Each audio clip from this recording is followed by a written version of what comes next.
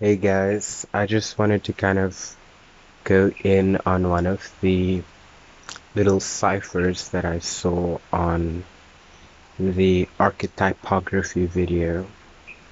Structures of the archetypal realm, how nothing becomes something, right? Now, zooming in on that picture, we see a 12-fold wheel, and what is interesting here is that I don't quite know whether it's where signs exalt or whether it is um, exalted rulers or esoteric rulers or things like that. So we're just going to go through it, right? The first house has the sun in it. The second house has Mars. The third house has Pluto. The fourth house is just black. So I'm assuming that might be Ketu, which would make sense because Ketu and Ashlesha and Cancer relates to the psychological IC root of the chart and the birth of Mercury and the whole traveling from the underworld through the upper world through the journey of Venus. Things that we have been discussing with relating Rudolf Steiner and Gigi Young's claims that esoterically Mercury by its glyph denotes Venus. So then we have here for the fifth house, Saturn is a significator, which is interesting because Leo and the Golden Age and the Septepi and the Sphinx, combining Virgo and Leo in the astrological calendar year as the beginning and ending, the way today we kind of have um, the Gandanta of Ashwini and Revati. Back then it was the the Gandanta between Ashlesha and Maga,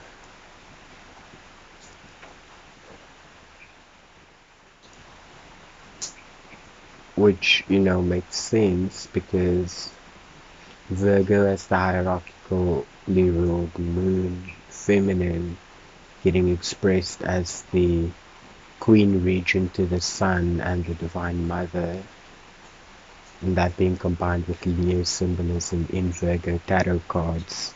So interesting that Saturn, which led to the birth of Aphrodite through the castration of Uranus, because here Saturn is opposite Uranus, right? Um, that is in the fifth house. So it's giving me this golden age, birth of the sun, birth of self, birth of self-awareness. Um,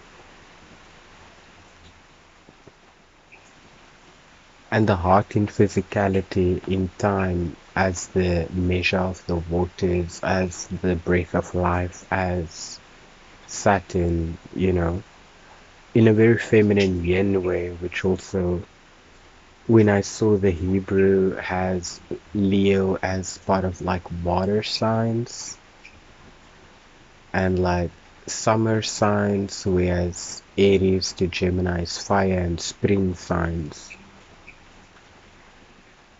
So, and that's interesting bringing Saturn into the fifth house like that, especially because lately we've been talking about Saturn in Leo, Saturn in the fifth house, Saturn retrograde, all these types of things as it relates to inner child work and, what the heart that needs to be thawed throughout time to have its resonances resonate basically because have yourself ringing true across all time, validating yourself for all these timelines, all the little fractions that you've been, all these little stoned gazes of yourself that you've been, all these pictures, all these films, all these crystallizations.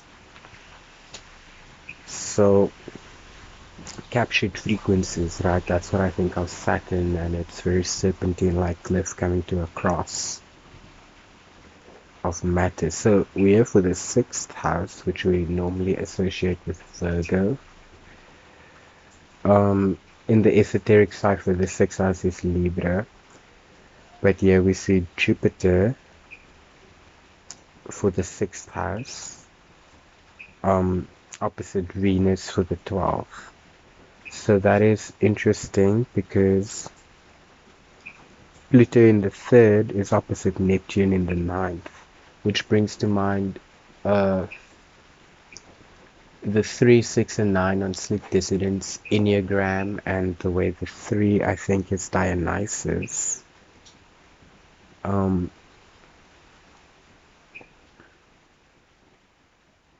But a Neptune character also. He says it's Neptune slash Dionysus, and the 9 is the Pluto sloth character in that Enneagram. But the 3 gets Neptunian qualities. So it's interesting how that is switched here. And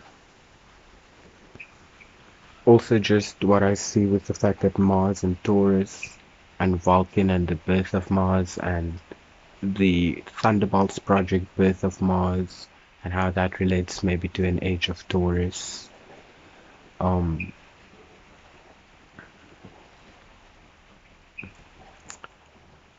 Like Mars is the twin of Mercury, which we see in the 8th house, which is that Venus cliff, which is that mother-son separation that was the eye of Saturn, which was the Shu Tefnut of Ra.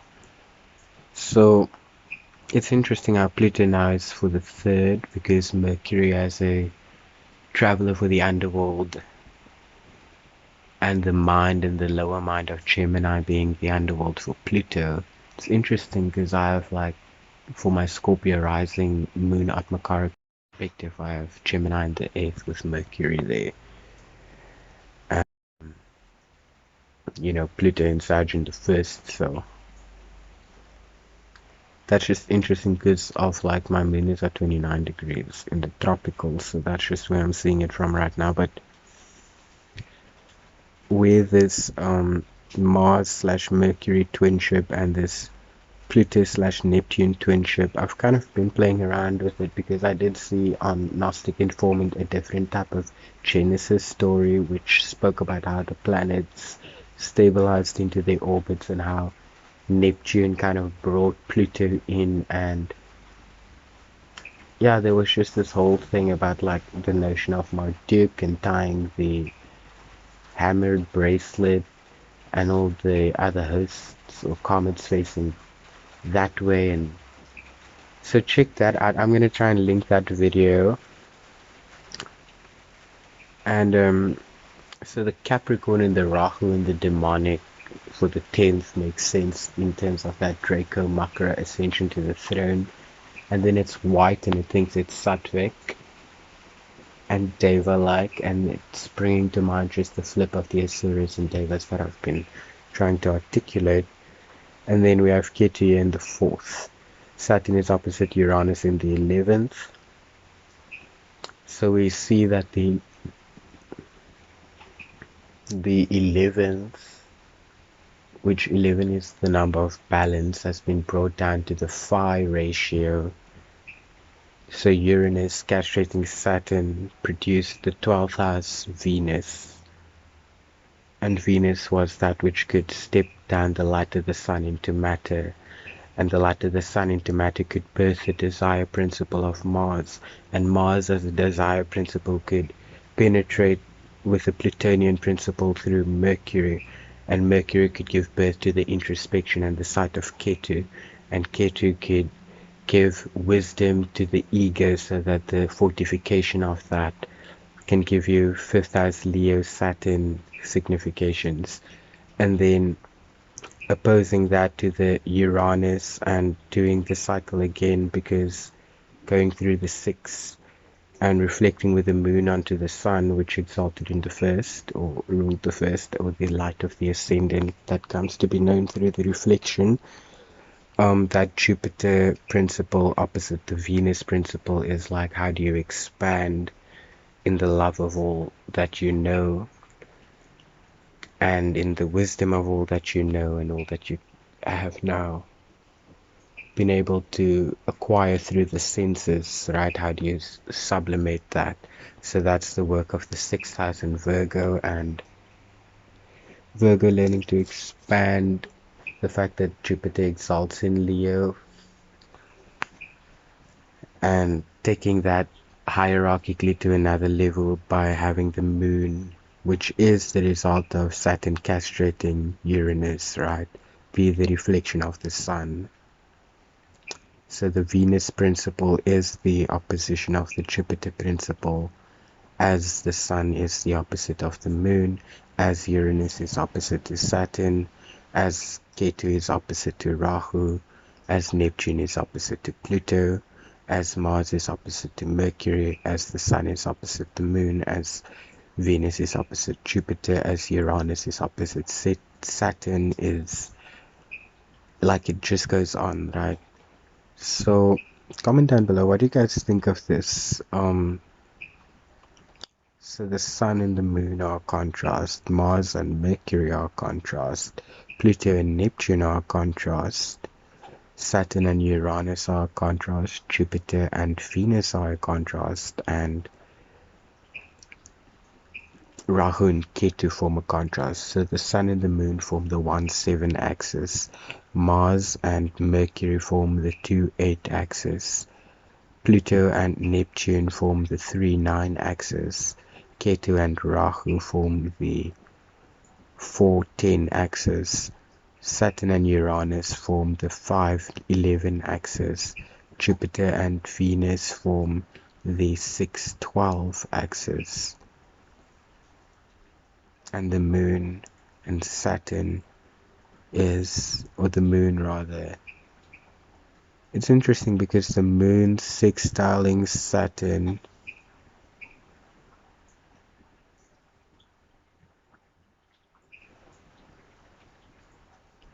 produces the junction point of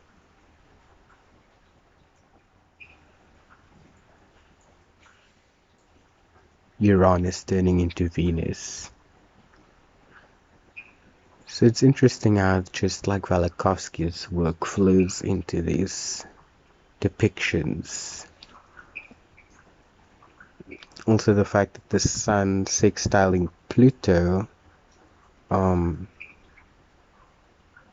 like that forms Mercury. So bringing the underworld and the upper world together, or the gods and the devils, it forms the balance of Mercury. That's interesting. Mars and Ketu as a sextile allows you to like have ninth house Neptune. And I've been thinking Neptune in relation to Sagittarius because of like the horses and Purvashada and like the sea foam and the Poseidon horse made of sea foam and kelpies and water horses and things like that. So that's interesting. Also Poseidon and Medusa and that relation to Capricorn and how Capricorn goes into Aquarius and how that becomes chimeric after a while, and then all of that heading to like Algol past Perseus's journey through all of this and like him having slain Medusa. It's very interesting because the Mars Ketu sextile cuts out the Pluto from the Neptune, if that makes sense. The Pluto Saturn sextile is able to create the Rahu out of the Ketu. Like I'm thinking of these things in terms of like yods. The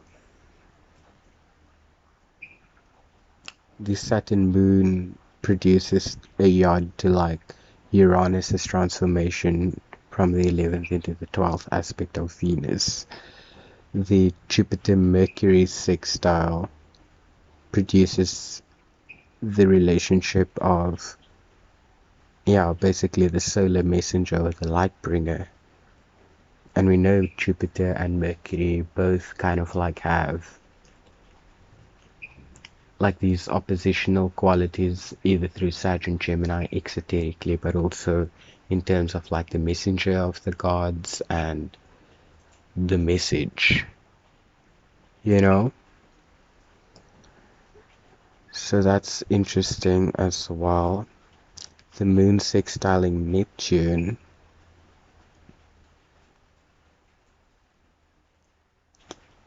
produces the ability to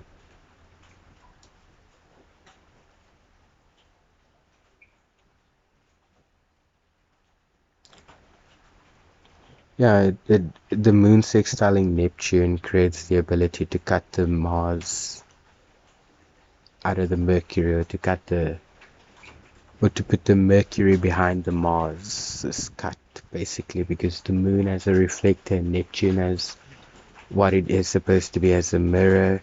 It inspires the Mercury to basically go and retrieve, and it inspires the Mars to kind of like pull down what to cut out of that eighth house underworld and communicate it back and forth. So that's like, it's interesting, man. Like, I'm just playing around right now, guys, but yeah, we also see the sextile of Neptune to Uranus bridging the Rahu gaze. So that's interesting. That's like the waters of creation, or like the all-seeing eye of creation, and the fractal, or is it like the Sophia and the demiurge? I don't know. I'm just thinking out loud, like, did that give birth to like Rahu by recognizing a void within itself between that Uranus-Gaia copulation of like the expanse of the waters with this, like the breath of life, like the breath length breath, that type of breath, you know. I'm thinking of like how all of that surface as a mirror created the movements that would birth the churning of the cosmic ocean between white and dark of that glittering. I'm just thinking, guys. Anyway, Uranus sextile the sun.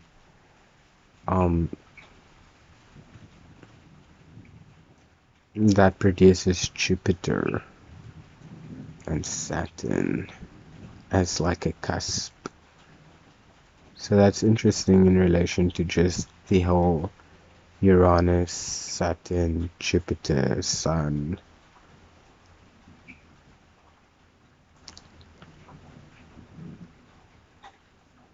Venus, Athena, birth from Jupiter's forehead. We see that also. Anyway, those are just kind of my thoughts on this archetypography cipher. Another thing here in the corner of this picture, they have like Leo ruled by the sun and Cancer ruled by the moon, and together that forming Mercury, and then Mercury being blended by Venus as rulers to Taurus and Libra, and then Venus hierarchically being directed by Mars, rulers of Scorpio and Aries, and then Jupiter even higher up than that, rulers of Sag and Pisces, and then Saturn for Capricorn and Aquarius. So it's interesting how like Saturn is totally a monad, and then what we have as an ultimate duad come out of that is basically like just his youngest children.